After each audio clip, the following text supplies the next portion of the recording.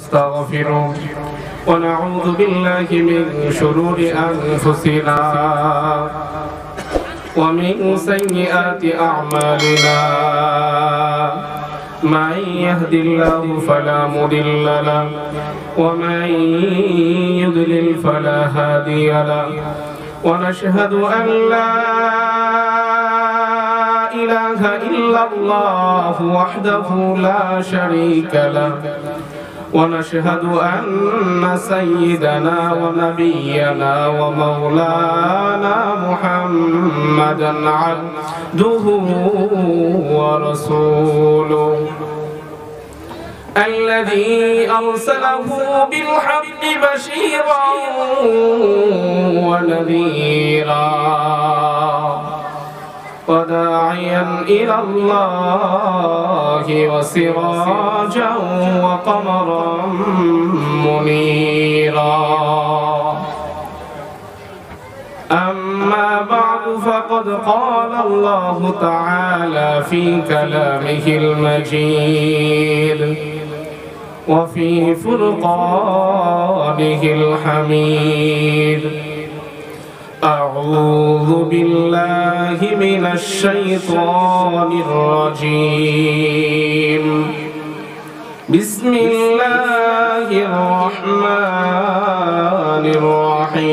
الرحيم وعباد الرحمن الذين يمشون على الأرض هونا وإذا خاطبهم الجاهلون قالوا سلاما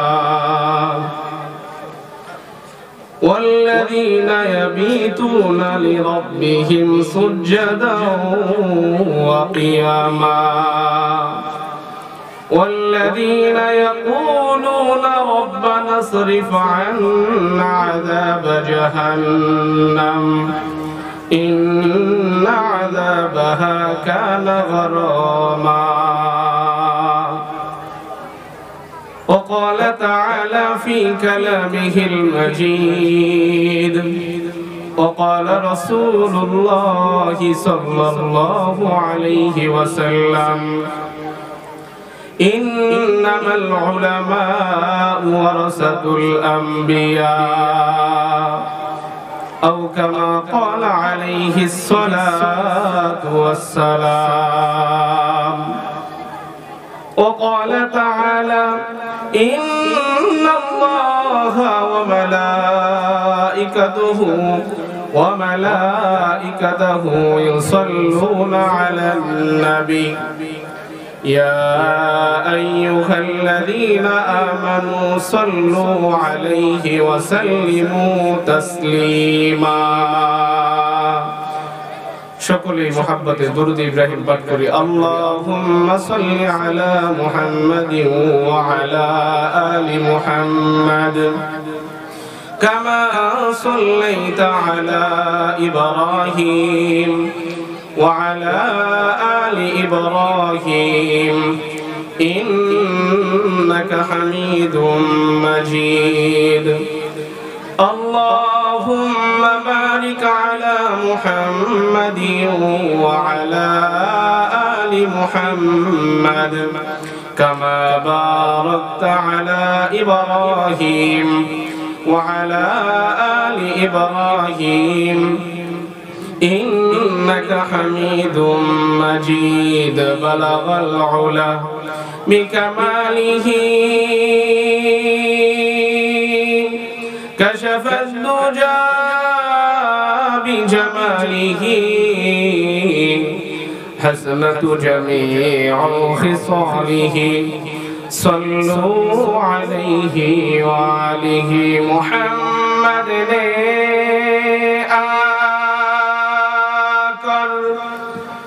कुफर को मिटाया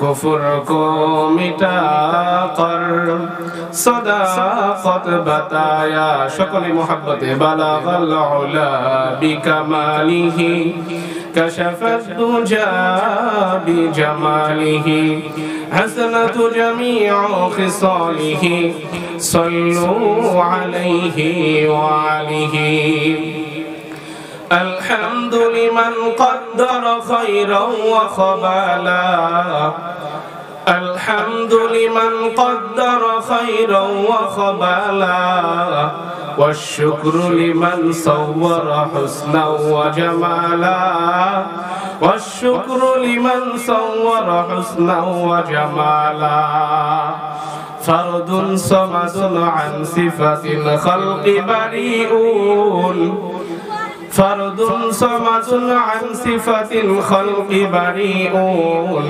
رب عزلي خلق الخلق كمالا لا ضد ولا ند ولا حد لمولاه لا ضد ولا حد ولا ند ولا مولاه الآن كما كان ولم يلق زوالا الآن كما كان ولم يلق زوالا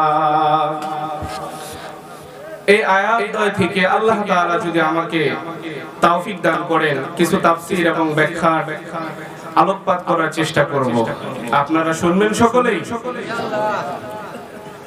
তো প্রথমেই আল্লাহ তাআলা এই আয়াত আমরা এখানে আজকে যা কথা হবে একটি বই থেকে একটি গ্রন্থ থেকে কথা ঠিক কি না সেই গ্রন্থটির নাম কি আল কুরআন দা হলি কুরআন এটা হলো সকল মুমিন মুসলমানদের জন্য গাইডলাইন বুক কথা ঠিক কি না এই বুক এবং বিশ্বনবী জনাব মুহাম্মদুর রাসূলুল্লাহ সাল্লাল্লাহু আলাইহি ওয়াসাল্লামের হাদিসে নববী থেকে আলোচনা হবে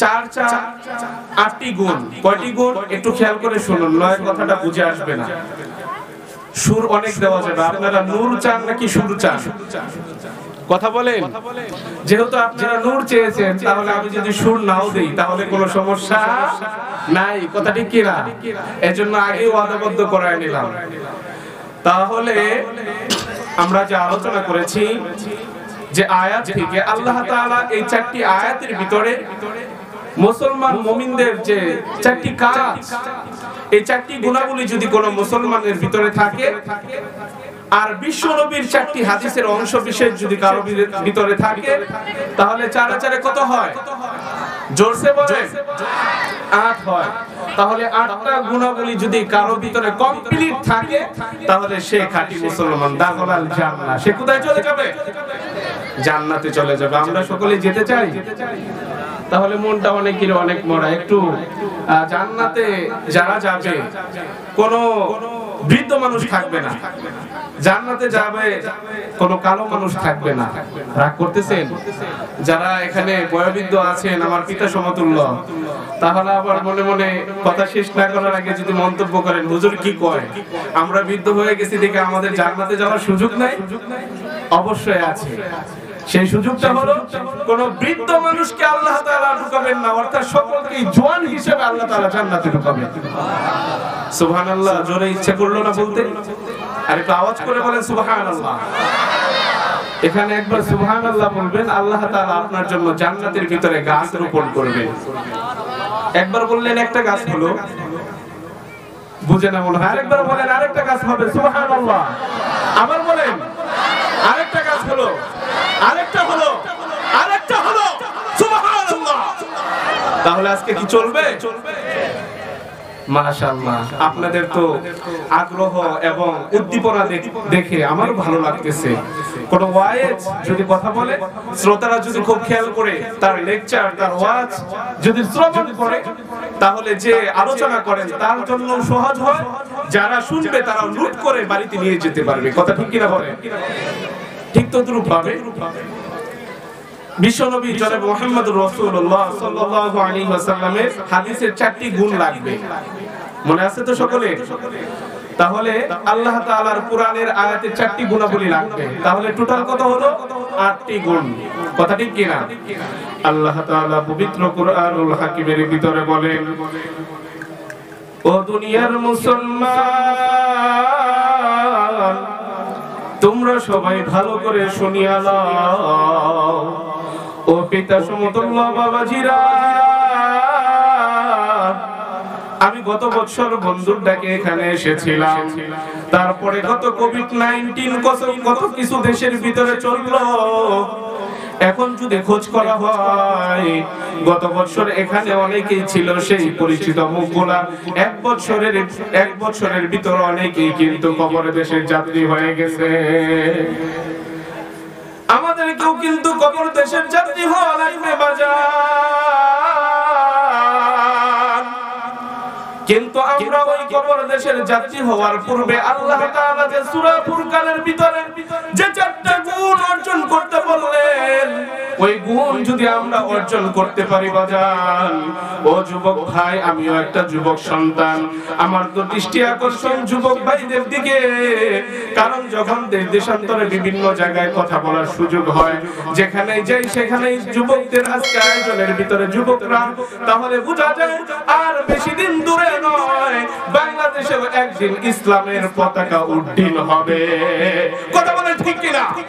সেদিন বেশি দিন নয়, আগামীর বাংলাদেশ ইসলামের বাংলাদেশ, ঠিক কিনা? আজকে আমি এখানে ব্যর্থহীন কণ্ঠে বলতে পারি, আগে দেখতাম আমরা যখন ছোট সময় ছিলাম তখন দেখতাম যুবকরা বিভিন্ন যাত্রাপালা গান বাজনার ভিতরে তারা মুগ্ধ ছিল। আজকে ওই সমস্ত যুবকরা গানের ভিতরে যায় না, তারা নিজের অর্থ খরচ করে বিভিন্ন ভাবে কালেকশন করে অনেক অর্থ পুড়িয়ে কষ্ট করে তারা আজকে এই জান্নাতের বাগান সাজায়। তার মানে বুঝার আর বাকি নাই, যুবকরাও চায় ইসলাম প্রতিটি পরত পরতে প্রতিটি ঘরে ঘরে কায়েম হোক। কথা ঠিক কিনা?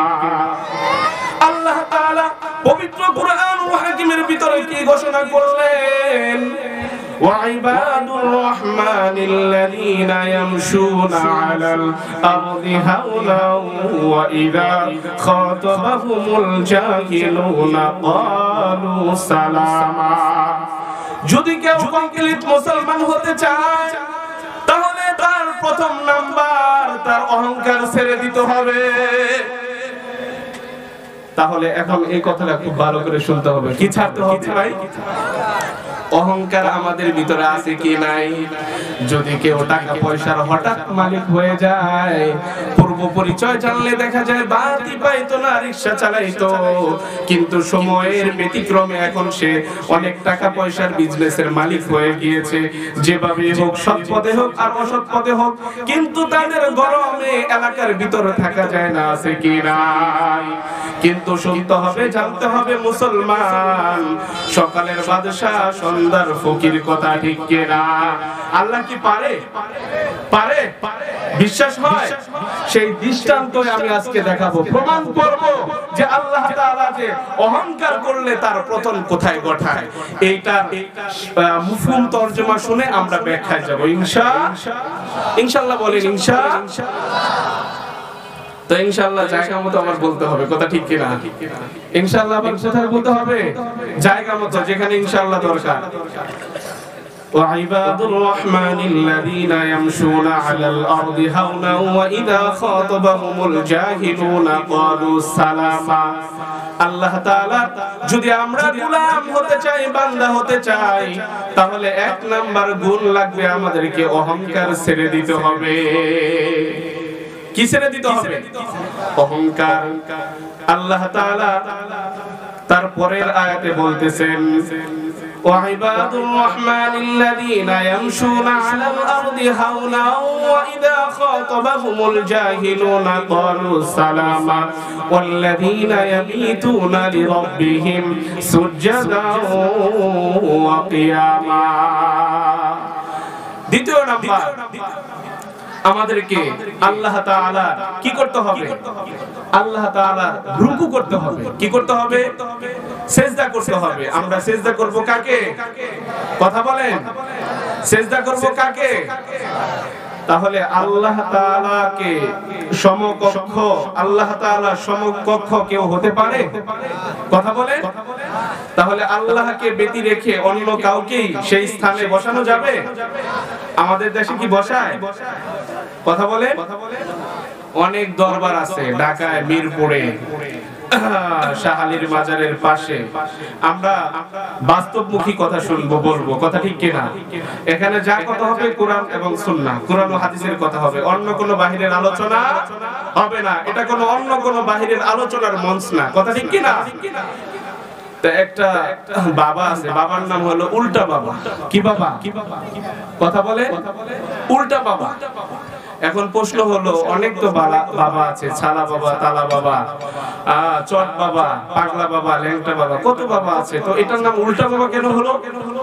আমরা জানতে পারলাম যে উনি যেটা কয় এটার বিপরীত হয়। কথা বলে উনি যেটা চায় সেটার কি হয়? বিপরীত হয়। যদি বলে যে লোকটা ধনী হবে, তাহলে সে গরিব হয়ে যায়। কথা বলেন ঠিক কিনা? কোন বাবার ক্ষমতা আছে? যদি বলে আজকের আবহাওয়াটা খুব ভালো হবে, তাহলে ওই দিনে আল্লাহ তাআলা বৃষ্টি দিয়ে দেয়। বলেন না সুবহানাল্লাহ। এই জন্য ওনার নাম দিয়েছে উল্টা বাবা। কি বাবা? এখন এই উল্টা বাবার দিকে আবার অনেক মানুষ তারা যায়, তাদের কাছে নাকি অনেক কিছু আছে। তাদের কাছে কি আছে? অনেক কিছু আছে। কি আছে ভাই? ল্যাংটা বাবার কাছে যায় যে তারা অনেক কিছু দিতে পারে। কি দিতে পারে? যা দিতে পারে সব তো দেখাই যায়। তাহলে কেন যায়? মালিক আপনাকে 70 বছর 60 বছরের গুনাহ নদীর তরঙ্গের ঢেউয়ের ন্যায় মুহূর্তের ভিতরে আপনাকে ক্ষমা করে দেয়।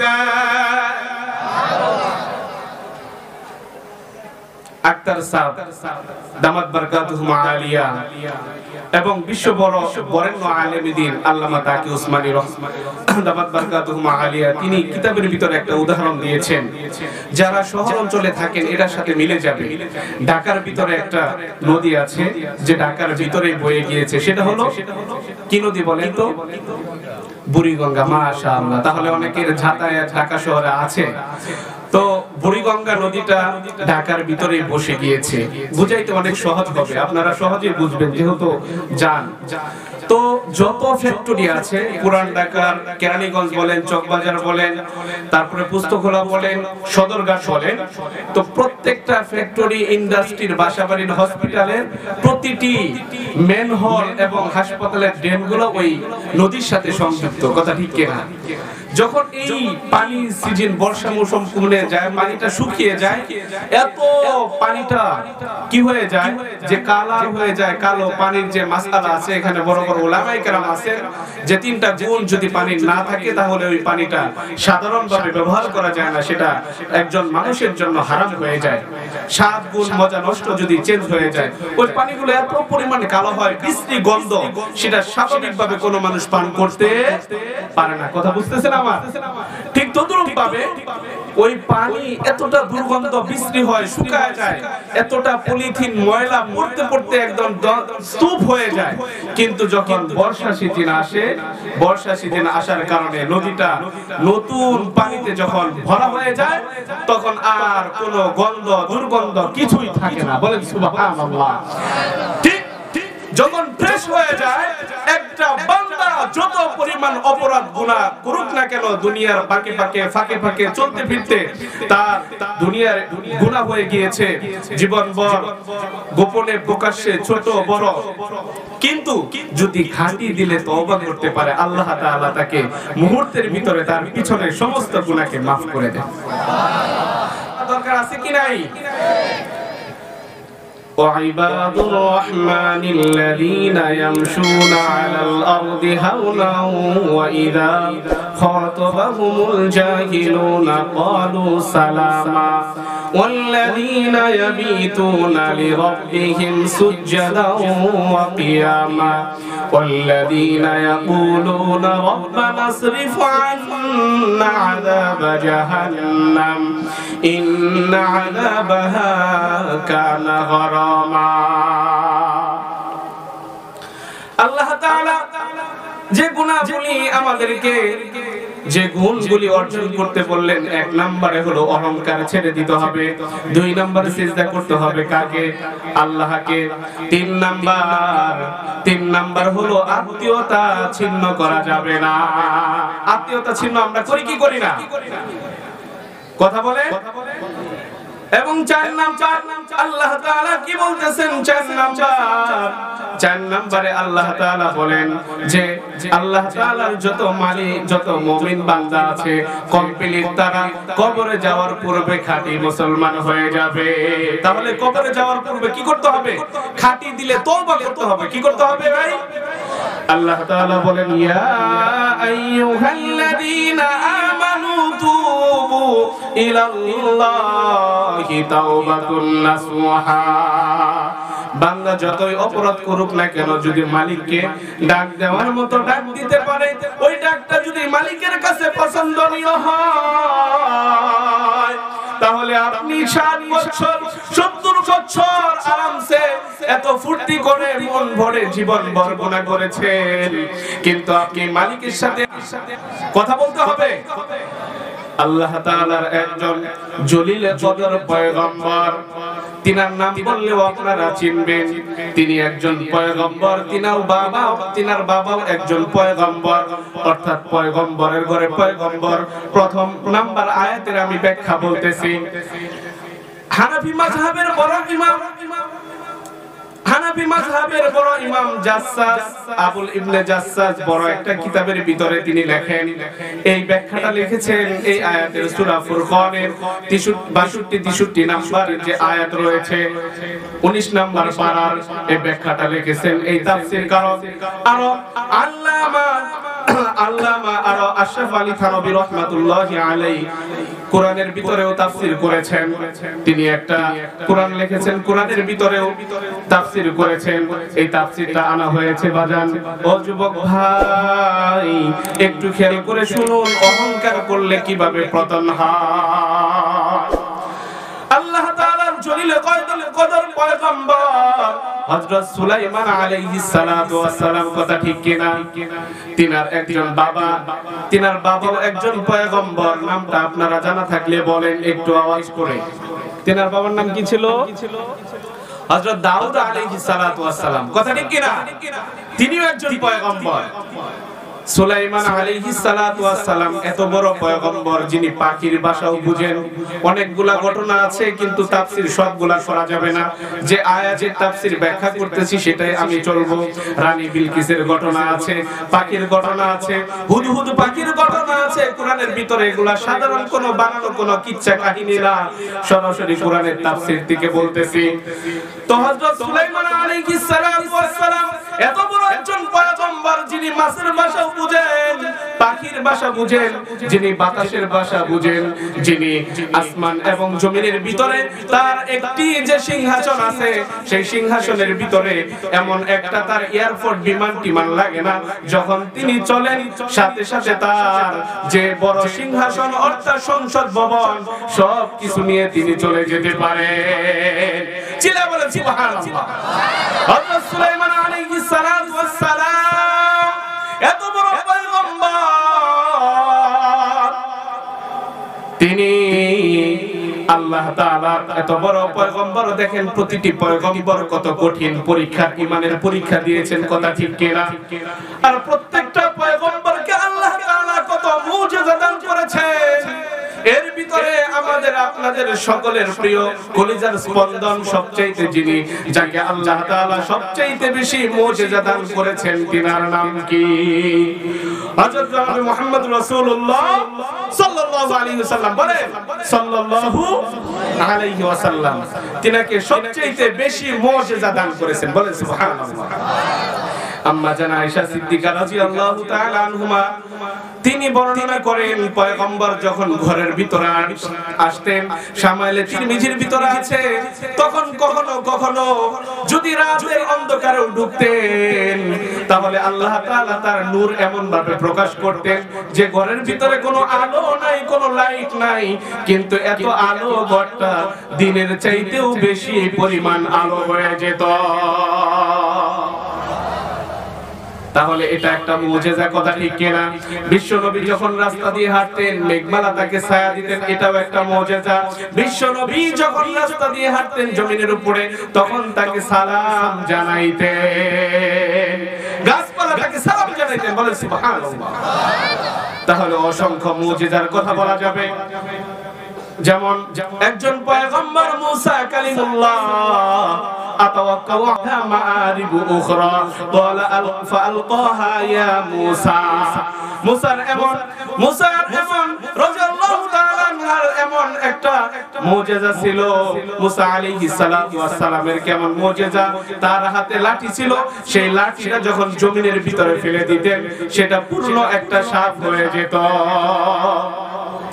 আবার যখন হাতে নিতেন তখন লাঠি হয়ে যেত। আল্লাহ তাআলার সাথে কথা বলেছেন, কেমন মুজিজা। হযরত দাউদ আলাইহিস সালাতু ওয়াস সালামের এমন মুজিজা ছিল, ওই লোহা যদি হাতের ভিতরে নিতেন তাহলে গলে মোমের মতো হয়ে যেত, আবার যখন মাটির ফেলতেন তখন লোহা হয়ে যেত। বলেন না সুবহানাল্লাহ।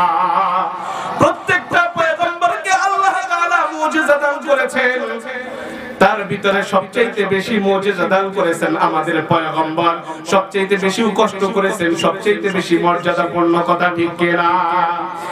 হযরত সুলাইমান আলাইহিস সালাতু ওয়াস সালাম তিনি যখন তার সিংহাসন, প্রাইম মিনিস্টার, সংসদ সদস্যদের সকলকে বললেন, তিনি যেহেতু বাদশা ছিলেন, দুনিয়ার ভিতরে শুধু বুঝেন সবার কথা বলা যাবে না, চারজন বাদশা ছিলেন যারা সমস্ত দুনিয়ার রাজত্ব করেছেন, তার ভিতরে একজন হলো বাদশা সুলাইমান আলাইহিস সালাতু ওয়াস সালাম। কথা ঠিক কি না?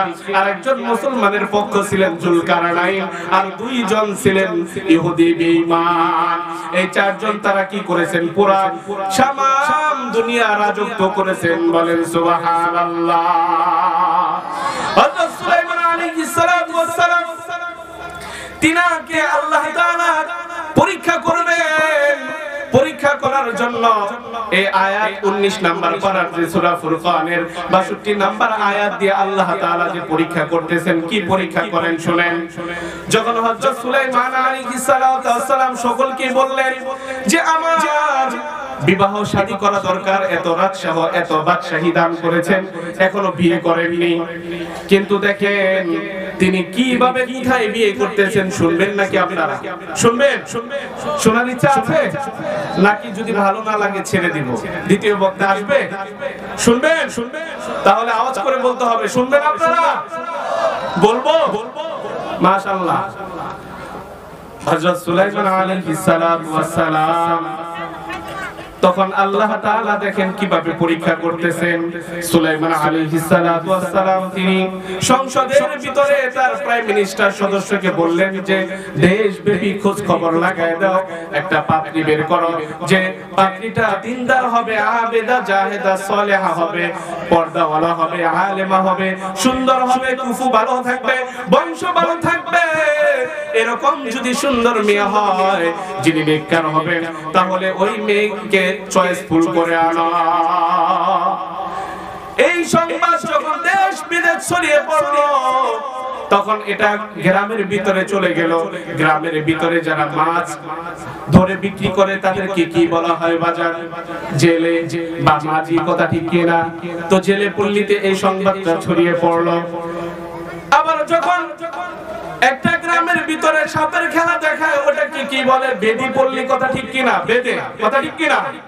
সে বেদে পল্লীতেও সংবাদটা ছড়িয়ে পড়লো বাজার। এরকম ভাবে বিভিন্ন অঞ্চলে যখন ছড়িয়ে পড়লো তখন অনেকেই পয়গম্বর, সুদেহের অধিকারী এবং জান্নাতি মানুষ, জান্নাতি যুবক, তাকে কে না কে পেতে চায়। কথা ঠিক কি না? অনেক মেয়েরা তখন এটা দরখাস্ত করলো, অ্যাপ্লিকেশন করলো যে হযরত সুলাইমান আলাইহিস সালাতু ওয়াস সালামকে যদি কোনোভাবে পেয়ে যায় তাহলে আমার জান্নাতে যাওয়ার আর কোনো সমস্যা নাই। কথা ঠিক কি না? হযরত সুলাইমান আলাইহিস সালাতু ওয়াস সালাম এই সংবাদটা যখন তার কানে আসলো তখন তিনার যে মুজিজার যে অনেকগুলা তার বাহিনী ছিল, এর ভিতরে একটা ছিল জিন্নাত। কি ছিল? জিন্নাত, জিন শয়তান। তো মানুষ শয়তান চিনেন আপনারা? জিন শয়তান চিনেন? আওয়াজ করে কথা বলেন না কেন? চিনেন কিনা? না চিনলে চিনানো যাবে। তো জিনের ভিতরে একজন নাম ছিল যিনি হযরত সুলাইমান আলাইহিস সালাতু ওয়াস সালামের দেহরক্ষী ছিল, তিনার নাম ছিল আসিফ বিন বরখিয়া। কি নাম বলেন? আসিফ বিন বরখিয়া। ইনি হলেন হযরত সুলাইমান আলাইহিস সালাতু ওয়াস সালামের দেহরক্ষী। আর একজন যিনি হযরত সুলাইমান আলাইহিস সালাতু ওয়াস সালামের আরেকজন সহযোগী ছিল, সেটা কিন্তু শয়তান ছিল, তার নাম ছিল সখরা। কি নাম ছিল বলেন? সখরা। দেহরক্ষী আসিফ বিন বরখিয়া। তখন সকলেই বলতে থাকলেন, পয়গম্বর আপনি নিজে হয়তো বিয়ে করেন অথবা আমাদেরকে বিয়ে করায় দেন। কারণ কি? তখন বলতেছেন যে আপনি এত বড় একজন বাদশা, এত বড় ক্ষমতাবান, কিন্তু যেগুলা চিঠি পাচ্ছি সেগুলা তো কোনো দিক দিয়ে আপনার উপযুক্ত না। না আছে বংশের পরিচয়, না আছে টাকা পয়সা, না শিক্ষিত, কোন দিক না। তারাও অ্যাপ্লিকেশন করেছে। একজন পয়গম্বর তো সকলেই পেতে চায়, কথা ঠিক কিনা? তখন বলতেছেন আচ্ছা বলো তো কে কে করেছে? তখন বলতেছেন দেখেন শেষ পর্যন্ত এটাও আমাদের নলেজে আসলো যে একজন জেলের মেয়েও আপনাকে স্বামী হিসাবে পেতে চায়। বলেন না সুবহানাল্লাহ। আগেই কিন্তু বলেছি অহংকার করা যাবে না। ইয়া আইয়ুহাল্লাযীনা আমানুস্তাঈনু বিস-সাবরি ওয়াস-সালাহ। দুইটা গুণ অর্জন করতে হবে। নাম্বার 1 ধৈর্য, দ্বিতীয় নাম্বার হলো নামাজ। কথা ঠিক কি না? নামাজ এবং ধৈর্য যার ভিতরে থাকবে আল্লাহ তাআলা তাকে প্রিয় বানায়া জান্নাতে প্রবেশ করাবে। কি যে ওই প্রাইম মিনিস্টারের সদস্যরা বলতেছেন যে জেলের মেয়েও আপনার জন্য অ্যাপ্লিকেশন করেছে। তখন এই শব্দটা শোনার পরে বাদশা সুলাইমান আলাইহিস সালাতু ওয়াস সালাম তিনি বললেন এটা কি সম্ভব নাকি? এটা কি মেনে নেওয়া যায় যে একটা জেলের মেয়ে হয়ে আমি একটা পয়গম্বর আর আমাকে বিবাহের জন্য প্রস্তাব পাঠায়? তো এই কথাটা বলার অধিকার আছে কি নাই? আপনারা কি মনে করেন আছে কি নাই? এখন মনে করেন এই এলাকার একটা কোন বংশের পরিচয় নাই, রিকশা চালক, তার মেয়ে মানে কোনো দিক দেয় নাই, শিক্ষায় নাই, টাকায় নাই, পয়সা নাই, সে যদি মনে করে একটা মোটামুটি প্রাইম মিনিস্টারের ছেলের কাছে তার কন্যাকে বিয়ে দেবে, এটা কি খুব মিলবে? স্যার বলে মিলবে, আপনারা বলেন মিলবে? আর মিলবে না, কোরআনেও মিলবে না, দুনিয়ার লাইনেও মিলবে না। কথা ঠিক কি না? তাহলে ইনি এটাকে প্রত্যাখ্যান করা এটা সুযোগ আছে, কারণ যেহেতু সমস্ত দুনিয়ার বাদশা। ভুলে গেছেন নাকি? তাহলে হযরত সুলাইমান আলাইহিস সালাতু ওয়াস সালাম এটা স্বাভাবিকভাবে প্রত্যাখ্যান করা যায়। কথা ঠিক কি না? কিন্তু উনি যে ওনার ভিতরে একটু অহংকার চলে আসছে, এটা আল্লাহ তাআলার কাছে ভালো লাগে নাই। কোন পয়গম্বর তারা কি গায়েব জানেন? কথা বলেন, জানেন না। আল্লাহ তাআলা যতক্ষণ পর্যন্ত জানেন। কোন পয়গম্বরের কোন গুনাহ আছে? নাই। কোন পয়গম্বরের ভুল আছে? নাই। আল্লাহ তাআলা তাদেরকে পরীক্ষা করায়া পূর্ববর্তী অথবা সামনের প্রজন্ম উম্মতদেরকে জানায় দেয় যে এই ভুল যাতে কোন আমার যে উম্মত কোন বান্দা যাতে এটা না করে। কথা ঠিক কিনা বলেন? এই জন্য এই আয়াত ওয়া ইবাদুর রহমানিল্লাযীনা ইয়ামশুনা আলাল আরদি হাওনা, আল্লাহ তাআলা তিনার পয়গম্বর হযরত সুলাইমান আলাইহিস সালাতু ওয়াস সালামকে নোটিশ মারলেন, আর কথা ওপেন করা যাবে না। এবার পরীক্ষার পালা। কি করতে হবে? পরীক্ষা দিতে হবে। কারণ যে যত বড় মানুষ তার কথার ওজন তত বড়। কথা ঠিক কিনা বলেন? আমি এখান থেকে আজকে মাইকের সামনে পাইছি, কথা বলতেছি। এখানে যদি আমার জায়গায়, আপনারা বলেন আমার জায়গায় যদি বড় বাংলাদেশের তাফসীর কারক এক নামে সবাই চিনে, এরকম যদি একজন তাফসীর কারক হয়, যে ধরেন সময়ের আলোড়ন সৃষ্টিকারী যুবকদের আইডল মিজানুর রহমান আল আজহারি, তো তিনি যদি এখানে আসেন দেখবেন এই এলাকার মা বোন সহ অনেক সুন্দরভাবে কথা বলতে পারে, অনেক সুন্দর ইসলামিক ইংলিশে টপিক দিতে পারে, তাহলে দেখবেন সকলেই ভিড় জমিয়ে পুরো রাস্তাঘাট সহ জ্যামপাক হয়ে যাবে। কথা ঠিক কি না? কথা ঠিক বললাম নাকি বেঠিক বললাম? যদি এখানে আল্লামা হাফিজুর রহমান সিদ্দিক কুয়াকাটা হুজুর আসে, মানুষ আরো বেশি হবে, হবে কি হবে না? কথা বলে। আল্লামা আব্দুল বাসিত খান সাহেব যদি বলতেন, হাসান জামিল সাহেব যদি বলতেন, বড়রা যদি আসতেন, তাহলে আরো লোকের সংখ্যা বেশি বেড়ে যেত। কথা ঠিক কিনা? ঠিক তদুরূপ কথা যাই হোক, যেই ব্যক্তি হোক না কেন, কথা তো কোরআনের। কথা ঠিক কিনা? কথা তো একটাই। হযরত সুলাইমান আলাইহিস সালাতু ওয়াস সালাম তিনি বলেছেন, কিন্তু তিনার কথাটাকে আল্লাহ তাআলার কাছে পছন্দনীয় হয় নাই।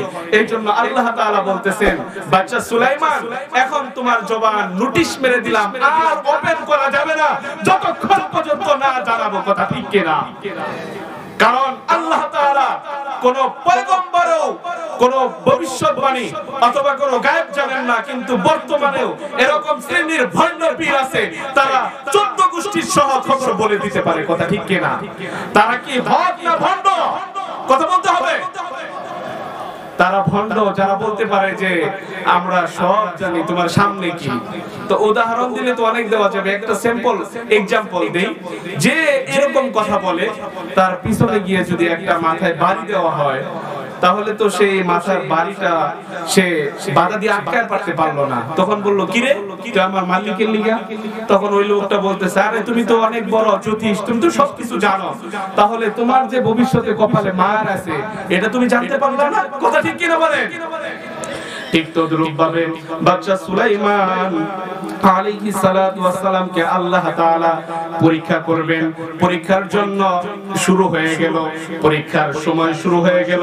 পরীক্ষা করার জন্য যখন বাদশা সুলাইমান আলাইহিস সালাতু ওয়াস সালাম ওয়াশরুমে গেলেন ওযু করার জন্য অথবা ইস্তেনজা হাজত সারার জন্য, বাদশা সুলাইমান যখন ওয়াশরুমে গেলেন, আলোচনা সংক্ষেপ করে দিতে চাই, আমি যেটা শুরু করেছি শেষ পর্যন্ত বলতে চাই।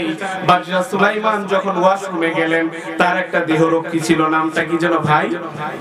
আসিফ বিন বরখিয়া। মাশাআল্লাহ, এই যে বাবাজি মনে রেখেছে, মাশাআল্লাহ, আল্লাহ তাআলা কবুল করুক, বলেন আমিন। আসিফ বিন বরখিয়া তিনিও জিন্নাতের ভিতরে একজন, তিনি মানুষ না, জিন্নাতের ভিতরে একজন। তিনি যেহেতু একজন এত বড় বাদশা, এত বড় প্রেসিডেন্ট, তিনি ওয়াশরুমে গিয়েছেন, তিনি অপেক্ষিত মান অপেক্ষা করতেছেন, তিনি বের হবেন। আর তার হাতে আরেকটা মুজিজা ছিল, মুজিজার কথা বলেছিলাম কিনা? তার হাতে মুজিজা ছিল একটা আংটি। কি? একটা আংটি। এই আংটিটাই ছিল বাদশা সুলাইমান আলাইহিস সালাতু ওয়াস সালামের মুজিজা। যখন বাদশা সুলাইমান আলাইহিস সালাতু ওয়াস সালাম ওইটা ওয়াশরুমে যাবে, আল্লাহ তাআলা নোটিশ মেরে দিয়েছেন ওই আংটি নিয়ে ওয়াশরুমে যাওয়া যাবে না, আংটি নিয়ে সব জায়গায় যাওয়া যাবে না। এজন্য আংটিটা খুলে তিনার যে দেহরক্ষী ছিল তার কাছে জমা দিয়ে গিয়েছেন। খুব খেয়াল করে শুনবেন, তাফসীর থেকে বলা হচ্ছে, কোন কবিতা কিচ্ছা কাহিনী নয়। তো আসিফ বিন বরখিয়ার কাছে জমা দিয়ে যখন গিয়েছেন, তখন তিনি ওয়াশরুম থেকে বের হওয়ার আগেই বাদশা নকল একটা সুলাইমান বের হইছে। কি সুলাইমান? যেটা আসল আছে সেটার নকল আছে কি নাই? কথা বলে। আরেফিলের নকল আছে কি নাই? বাটার নকল আছে কি নাই? প্রত্যেকটা জিনিস যেটা আসল তার আবার নকলও মার্কেটে ছেড়ে দিয়েছে। কথা ঠিক কিনা? কিন্তু আমাদেরকে নির্ণয় করতে হয়, গোল্ডেন দেখলেই তো স্বর্ণের মতো মনে হয়, কিন্তু আসল কোনটা স্বর্ণ আর কোনটা স্বর্ণ না এটা বোঝার জন্য আরেকজন বিচক্ষণ লাইটওয়ালা ইলমওয়ালা মানুষের দরকার আছে কি নাই? আর ওই মানুষ যদি খুঁজতে চায়, তো ওই মানুষগুলার কারিগর হলো এই মাদ্রাসা। কথা ঠিক কিনা? লাইটওয়ালা ফাইনাল আলমা নূরুম মিন ইলাহি, যে যাদের কাছে আলো আছে, যাদের কাছে লাইট আছে, তারা কোথায়? যাদের কাছে আলো নাই, যাদের কাছে লাইট নাই, তারা কোথায় থেকে শিখবে? যারা মাদ্রাসায় পড়ে, যারা আলেম উলামা, তাদের কাছ থেকে লাইট নাই, যাদের ইলম নাই, তারা তাদের পিছনে যদি চলতে পারে, তাদেরকে মহব্বত করতে পারে, কুন আলিমান আও মুতাআল্লিমান আও মুহিব্বান আও মুঈনান লা তাকুন খালিসান ফাতাহনিক, যদি এই চারটা গুণকে অর্জন করতে পারে, এই চারটা গুণের ভিতরে এক নাম্বার, তুমি আলেমকে ভালোবাসো। কেউ যদি বলে আলেমের ঘর মটকা দিব, তাহলে ওই ঘর মটকানেওয়ালার স্থান কি জান্নাত হতে পারে? কে বলেছেন? বিশ্বনবী। চারটা গুণ যদি অর্জন করতে না পারো, 5 নম্বরে যাওয়া যাবে না। যদি যাও তাহলে তোমাদের বিপদ আছে কি নাই? বিপদ আছে কি নাই? এই জন্য মাদ্রাসার ছাত্র আলেমদেরকে যে ভালোবাসা দিবে, রিটার্ন সে ভালোবাসা পাবে। কথা ঠিক কিনা? এই জন্য এটা বিশ্বনবী জনাব মুহাম্মদুর রাসূলুল্লাহ সাল্লাল্লাহু আলাইহি ওয়াসাল্লাম তিনি স্পষ্টভাবে ঘোষণা করেছেন। কষ্ট হচ্ছে আপনাদের? আমি শেষ করে দিচ্ছি। হযরত সুলাইমান আলাইহিস সালাতু ওয়াস সালাম তিনি ওয়াশরুম থেকে বের হবেন, এদিকে নকল একটা সুলাইমান এই রাজ সিংহাসনে বসে গিয়েছে। কোথায়? রাজ সিংহাসনে যখন বসে গিয়েছে, বসার পর তিনি যেহেতু আসল না, তার তো আর কোনো মায়া দয়া নাই, তিনি বসার পর হঠাৎ করে তেলের দাম বাড়ায় দিলেন, ডিজেলের দাম বাড়ায় দিলেন, দিলেন, সবকিছু বাড়ায় দিলেন, কিন্তু যারা এই কথা বলে তাদেরকেই বলে যে ওটাকে তাড়াতাড়ি 6 মাস জেল দাও। সবাই কয় এরকম কেন? বাদশা সুলাইমান তো অনেক ঠান্ডা মেজাজের, কিন্তু আকৃতি সুরত একই রকম ধারণ করছে, তার আংটিটাও পরেছে, তার পোশাকও পরিধান করেছে, বুঝার কোনো কায়দা নাই, সকলেই বিপদ আছে, কি অবস্থা, হায় হায়, এরকম হলে কোন হঠাৎ। তো এখনো তো সেই আসিফ বিন বরখিয়া যে দাঁড়ানো আছে ওয়াশরুমের ভিতরে, এখনো বের হয় নাই।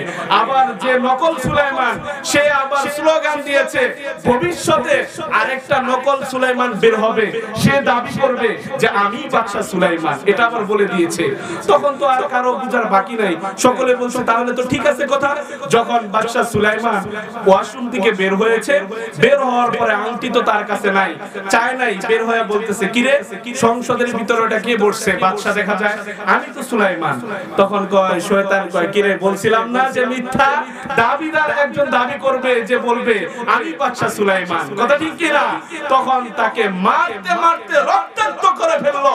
একজন পয়গম্বরকে আসল নকল তারা নির্ণয় করতে পারলেন না, কারণ তাদের নিকটে ইলম ছিল না, কথা ঠিক কি না?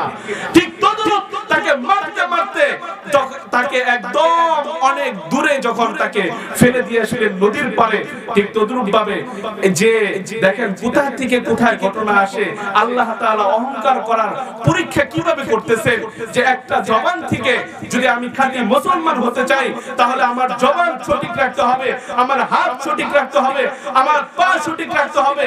আমার হাত পা জবান দ্বারা যদি কেউ কষ্ট পায়, কাউকে যদি কষ্ট দেই, তাহলে সে কখনো খাঁটি মুমিন মুসলমান হতে পারবে পারবে না। বাদশা সুলাইমান আলাইহিস সালাতু ওয়াস সালামকে যখন তিনার একটা জেলে দেখলো যে কি ব্যাপার, এত সুন্দর একটা পয়গম্বরদের চেহারা তো অনেক সুন্দর, কথা ঠিক কি না? তাকে এখানে রাখা হলো, আর এত রক্তাক্ত, একটু বাসায় নিয়ে যায়, তো নেওয়ার পরে বোঝা যাবে যে তিনি আসলে কে। এনাকে প্রাথমিক চিকিৎসা দিলেন, সুস্থ করলেন। সুস্থ করার পর বলতেছে বাবা তোমার বাসা কোথায়?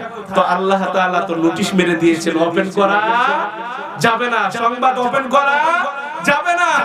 তখন তিনি তো পরিচয় বলতে পারতেছেন না, তখন বলতেছেন বাবা আমি তো মাথায় আঘাতপ্রাপ্ত হয়েছি, আমি সব কিছু বিস্তারিত বলতে পারবো না, তবে তার নামও বলার কি এখন, যদি নাম বলে তাহলে কেউ মেনে নিবে? কারণ সংসদ তো চলতেছে, কথা ঠিক কি না? ঠিক তদ্রূপ বাদশা সুলাইমান আলাইহিস সালাতু ওয়াস সালাম তখন তিনি ওই জেলের বাড়িতে কাজ করতেছেন।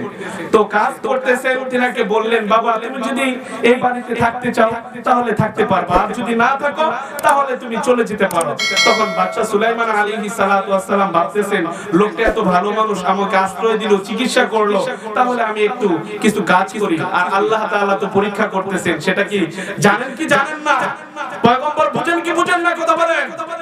বাদশা সুলাইমান আলাইহিস সালাতু ওয়াস সালাম তখন তিনি কি করলেন, যে 1 বছর মনে করেন চলে গেল, 1 বছর শেষ, শুরু হওয়ার আগে শেষ বয়স, 1 বছর শেষ হয়ে গেল। তো শেষ হওয়ার পরে এখন তিনার একটা কন্যা সন্তান ছিলেন, তার সাথে বিবাহের জন্য দরখাস্ত আবদ্ধ করাবে। ওই মেয়েটাই দরখাস্ত লিখেছিল, যে দরখাস্ত দেখে পয়গম্বর বাদশা সুলাইমান আলাইহিস সালাতু ওয়াস সালাম তিনি বলেছিলেন ওই জেলের কন্যা হয়েও আমার জন্য অ্যাপ্লিকেশন করে এত বড় সাহস, আর এই কথাটার জন্য আল্লাহ তাআলা পরীক্ষা করতেছিলেন। এইজন্য আমি আজকে এখানেই রেখে দিলাম, যেহেতু সময় কম, তাহলে যদি কখনো সুযোগ হয় তাহলে আমি এটার বিস্তারিত আরো হাদিস কিন্তু 4টার অংশ বিশেষ রয়েছে। এখানে বিবাহ হবে, তারপরে আংটি আবার ফেরত পাবে, এরপরে আবার পয়গম্বর তিনি আবার সিংহাসনে যাবেন, তিনি ঘুমাবেন, অনেক কষ্ট করেছেন, মার খাইছেন, আজকে তিনাকে আমরা ঘুম পাড়ায় রাখলাম আর সামনে অগ্রসর হলাম না, কথা ঠিক কি না? কিন্তু আমি মূল কথা যে সূরা ফুরকান থেকে যেটা বুঝাতে চাচ্ছি সেটা হলো এই, যে আমরা কখনোই অহংকার করব না। আর অহংকার, পর্দার অন্তরের অনেক মা বোনেরা আছেন, আপনারা সকলেই সন্তানদেরকে সুশিক্ষা শিক্ষিত করবেন। সন্তান যদি একটা প্রতিষ্ঠা করতে পারেন, ইলমের টিকা যদি শিক্ষা দিতে পারেন, তাহলে সেদিন বাঁচান বেশি দূরে নয়। ইয়াউমা ইয়াফিরুল মারউ মিন আখি ওয়া উম্মিহি ওয়া আবি ওয়া সাহিবাতিহি ওয়া বানি লিকুল্লি ইমরিইন মিনহুম ইয়াউমা ইদিন শানুন ইউগনি। আপনার জন্য আপনার লিডার দাঁড়াবে না, আপনার জন্য আপনার স্ত্রী পাশে থাকবে না, আপনার জন্য আপনার আপনার ভাই পরিচয় দিবে না, আপনার কেউ পরিচয় দিতে চাইবে না। কিন্তু যদি আপনার একটা নেককার সন্তান যদি সেই শিক্ষায় শিক্ষিত করতে পারেন, তাহলে সেদিন বেশি দিন দূরে নয়, আপনার জন্য সুপারিশ করে সেও জান্নাতি মানুষ হবে এবং আপনাকেও জান্নাতে ঢুকায় দিবে। বলেন না সুবহানাল্লাহ। নারায়ে তাকবীর, লিল্লাহি তাকবীর।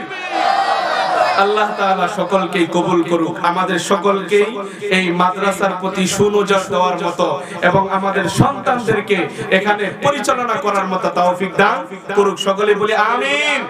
আরো জোরে আমিন বলেন। আমা তৌফিকি ইল্লা বিল্লাহ ওয়া আখিরু দাওয়ানা আলহামদুলিল্লাহি রাব্বিল আলামিন।